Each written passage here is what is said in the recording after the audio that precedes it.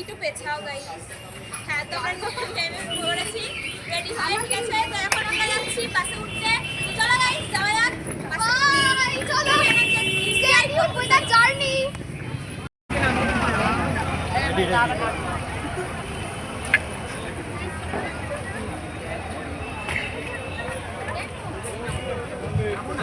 হ্যাঁ থেকে যারা আগত তারা চলে এসেছে।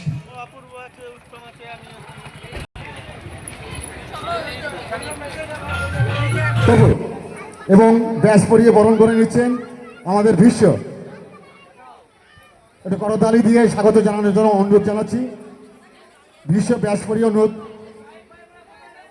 আমাদের নৃত্য মহলের কর্ণধর সুদীপ দাকে ব্যাস পরিয়ে বরণ করে নিচ্ছেন।